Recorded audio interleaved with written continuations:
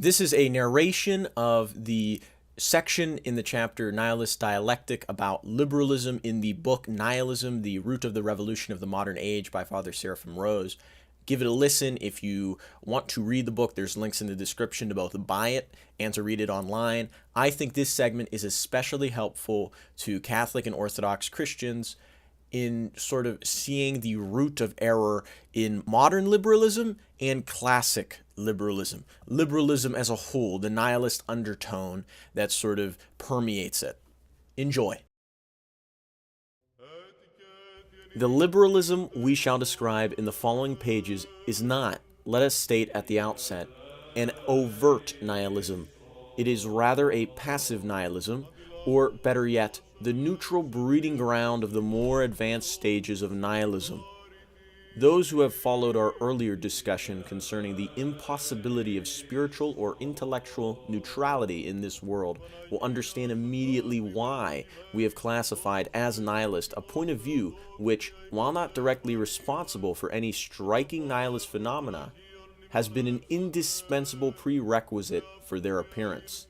The incompetent defense by liberalism of a heritage in which it has never fully believed has been one of the most potent causes of nihilism. The liberal humanist civilization, which in Western Europe was the last form of the old order that was effectively destroyed in the Great War and the revolutions of the second decade of this century, and which continues to exist, though in an even more attenuated democratic form in the free world today, may be principally characterized by its attitude to truth. This is not an attitude of open hostility, nor even of deliberate unconcern, for its sincere apologists undeniably have a genuine regard for what they consider to be truth. Rather, it is an attitude in which truth, despite certain appearances, no longer occupied the center of attention. The truth in which it professes to believe, apart of course from scientific fact, is for it no spiritual or intellectual coin of current circulation, but idle and unfruitful capital left over from a previous age. The liberal still speaks, at least on formal occasions, of eternal verities, of faith, of human dignity, of man's high calling or his unquenchable spirit, even of Christian civilization, but it is quite clear that these words no longer mean what they once meant. No liberal takes them with entire seriousness. They are in fact metaphors, ornaments of language that are meant to evoke an emotional, not an intellectual response. A response largely conditioned by long usage, with the attendant memory of a time when such words actually had a positive and serious meaning. No one today who prides himself on his sophistication, that is to say, very few in academic institutions, in government, in science, in humanist intellectual circles, no one who wishes or professes to be abreast of the times does or can fully believe in absolute truth, or more particularly, in Christian truth. Yet, the name of truth has been retained, as have been the names of those truths men once regarded as absolute, and few in any position of authority or influence would hesitate to use them, even when they are aware that their meanings have changed. Truth, in a word, has been reinterpreted. The old forms have been emptied and given a new, quasi-nihilist content. This may easily be seen by a brief examination of several of the principal areas in which truth has been reinterpreted. In the theological order, the first truth is, of course, God, omnipotent and omnipresent creator of all, revealed to faith and in the experience of the faithful, and not contradicted by the reason of those who do not deny faith. God is the supreme end of all creation, and himself, unlike his creation, finds his end in himself. Everything created stands in relation to and dependence upon him, who alone depends upon nothing outside himself. He has created the world that it might live in enjoyment of him, and everything in the world is orientated towards this end, which, however, men may miss by a misuse of their freedom. The modern mentality cannot tolerate such a God. He is both too intimate, too personal, even too human, and too absolute, too uncompromising in his demands of us, and he makes himself known only to humble faith, a fact bound to alienate the proud modern intelligence. A new God is clearly required by modern man, a God more closely fashioned after the pattern of such central modern concerns as science and business. It has, in fact, been an important intention of modern thought to provide such a God. This intention is clear already in Descartes.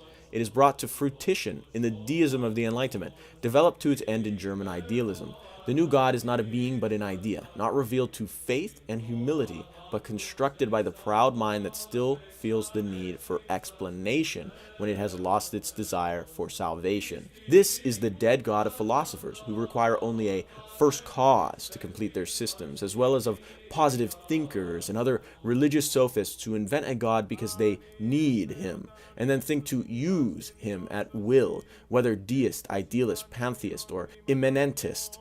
All the modern gods are the same mental construct, fabricated by souls dead from the loss of faith in the true God.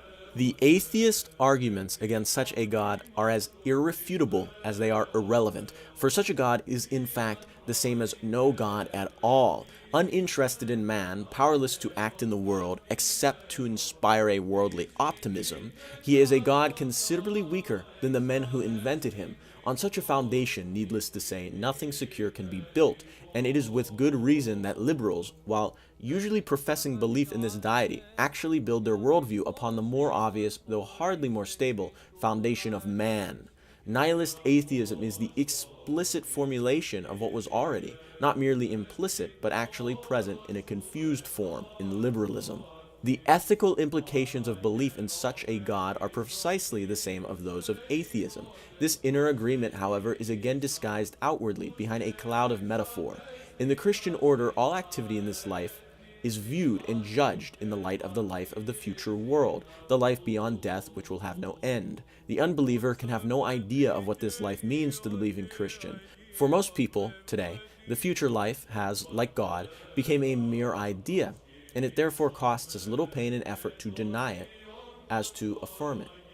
For the believing Christian, the future life is joy inconceivable, joy surpassing the joy he knows in this life through communion with God, in prayer, in the liturgy, in the sacrament, because then God will be all in all, and there will be no falling away from this joy, which will indeed be infinitely enhanced. The true believer has the consolation of a foretaste of eternal life. The believer in the modern God, having no such foretaste, and hence no notion of Christian joy, cannot believe in the future life in the same way. Indeed, if he were honest with himself, he would have to admit that he cannot believe in it at all. There are two primary forms of such disbelief which passes for liberal belief, the Protestant and the humanist. The liberal Protestant view of the future life, shared regrettably by increasing numbers who profess to be Catholic or even Orthodox, is, like its views on everything else pertaining to the spiritual world, a minimal profession of faith that masks an actual faith in nothing. The future life has become a shadowy underworld in the popular conception of it, a place to take one's deserved rest after a life of toil. Nobody has a very clear idea of this realm, for it corresponds to no reality. It is rather an emotional projection, a consolation for those who would rather not face the implications of their actual disbelief. Such a heaven is the fruit of a union of Christian terminology with ordinary worldliness, and is convincing to no one who realizes that compromise in such ultimate matters is impossible. Neither the true Orthodox Christian nor the consistent nihilist is seduced by it. But the compromise of humanism is, if anything, even less convincing. Here, there is scarcely even the pretense that the idea corresponds to reality. All becomes metaphor and rhetoric. The humanist no longer speaks of heaven at all, at least not seriously, but he does allow himself to speak of the eternal, preferably in the form of a resounding figure of speech. Eternal verities, eternal spirit of men. One may justly question whether the word has any meaning at all in such phrases. In humanist stoicism, the eternal has been reduced to a content so thin and frail as to be virtually indistinguishable from the materialist and determinist nihilism that attempts, with some justification surely, to destroy it. In either case, in that of the liberal Christian or the even more liberal humanist, the inability to believe in eternal life is rooted in the same fact. They believe only in this world, they have neither experience nor knowledge of, nor faith in the other world, and most of all, they believe in a God who is not powerful enough to raise men from the dead. Behind their rhetoric, The sophisticated Protestant and the humanist are quite aware that there is no room for heaven, nor for eternity in their universe. Their thoroughly liberal sensibility, again, looks not to a transcendent, but to an immanent source for its ethical doctrine, and their agile intelligence is even capable of turning this fate di mix into a positive apology. It is in this view both realism and courage to live without hope of eternal joy, nor fear of eternal pain. To one endowed with the liberal view of things, it is not necessary to believe in heaven or hell to lead a good life in this world. Such is the total blindness of the liberal mentality to the meaning of death. If there is no immortality, the liberal believes, one can still lead a civilized life. If there is no immortality, is the far profounder logic of Ivan Karamazov in Dostoevsky's novel, all things are lawful. Humanist stoicism is possible for certain individuals for a certain time, until that is, the full implications of the denial of immortality strike home. The liberal lives in a fool's paradise which must collapse before the truth of things. If death is, as the liberal and nihilist both believe, the extinction of the individual, then this world and everything in it, love, goodness, sanctity, everything, are as nothing. Nothing man may do is of any ultimate consequence, and the full horror of life is hidden from man only by the strength of their will to deceive themselves. And all things are lawful. No other worldly hope or fear restrains men from monstrous experiments and suicidal dreams. Nietzsche's words are the truth and prophecy of the new world that results from this view. Of all that which was formerly held to be true, not one word is to be credited. Everything which was formerly disdained as unholy, forbidden, contemptible, and fatal, all these flowers now bloom on the most charming paths of truth. The blindness of the liberal is a direct antecedent of the nihilist, and more specifically of Bolshevist morality, for the latter is only consistent in systematic application of liberal unbelief. It is the supreme irony of the liberal view that it is precisely when its deepest intent shall have been realized in the world, and all men shall have been liberated from the yoke of transcendent standards, when even the pretense of belief in the other world shall have vanished. It is precisely then that life as the liberal knows or desires it shall have become impossible, for the new man that disbelief produces can only see in liberalism itself the last of the illusions which liberalism wished to dispel. In the Christian order, politics too was founded upon absolute truth. We have already seen in the preceding chapter that the principal providential form government took in union with Christian truth was the Orthodox Christian Empire, wherein sovereignty was vested in a monarch, and authority proceeded from him downwards through a hierarchical social structure. We shall see in the next chapter, and on the other hand, how a politics that rejects Christian truth must acknowledge the people as sovereign and understand authority as proceeding from below upward in a formally egalitarian society. It is clear that one is the perfect inversion of the other, for they are opposed in their conceptions both of the source and of the end of government.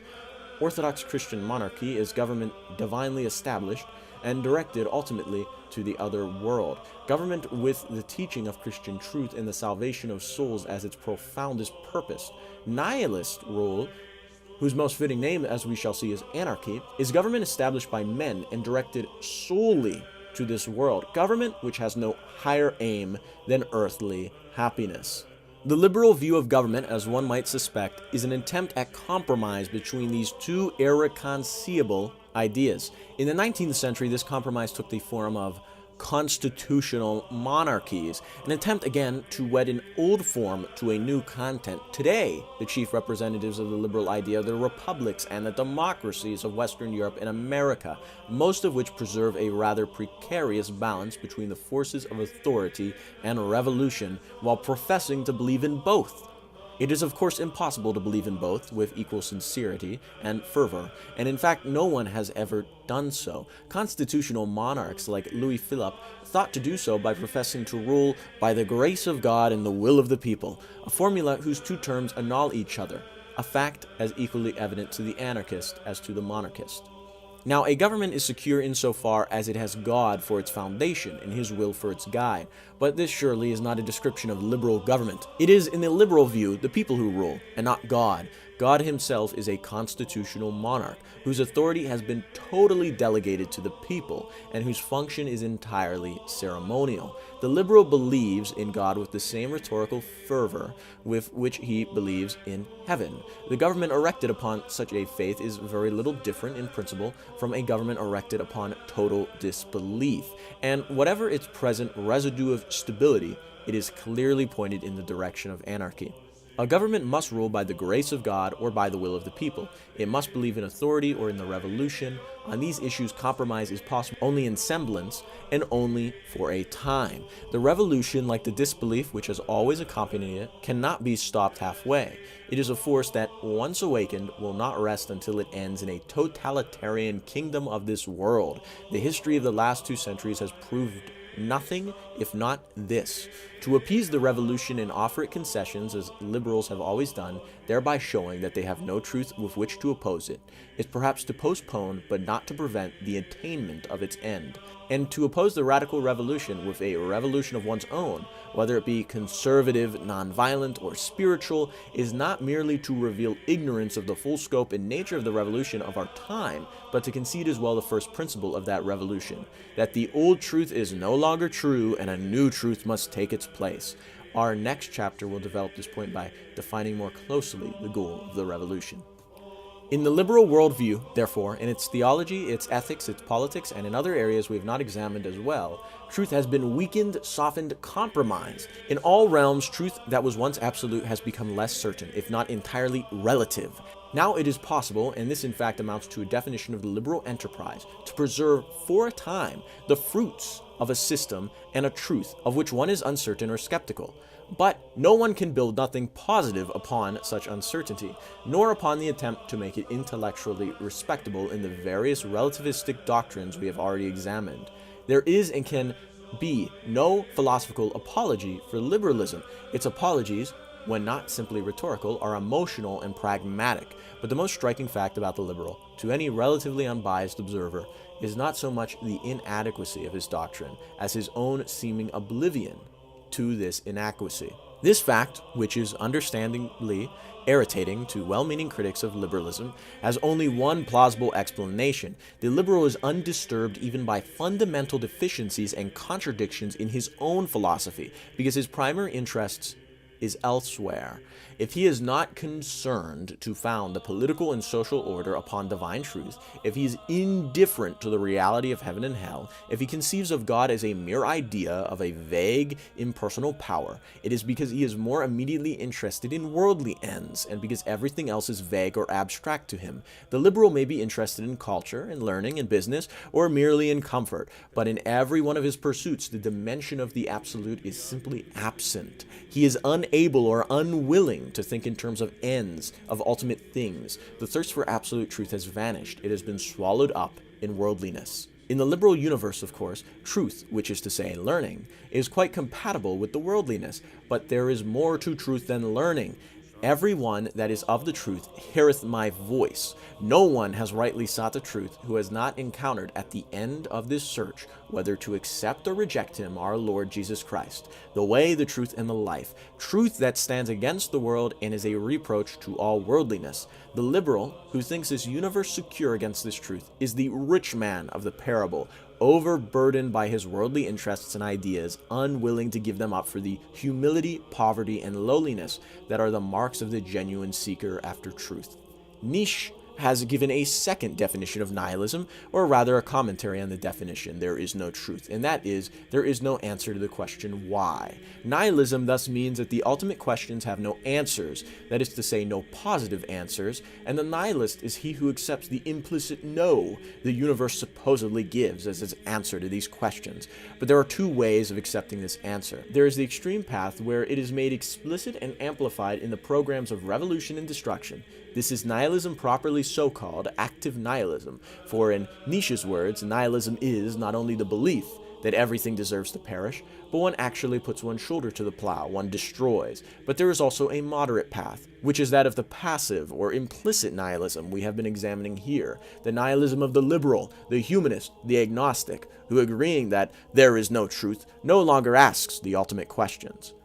Active nihilism presupposes this nihilism of skepticism and disbelief.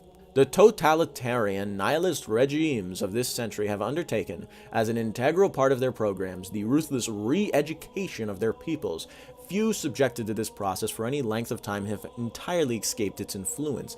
In a landscape where A is nightmare, one sense of reality and truth inevitably suffers. A subtler re-education, quite humane in its means, but nonetheless nihilist in its consequences, has been practiced for some time in the free world, and nowhere more persistently or effectively than in its intellectual center, the academic world.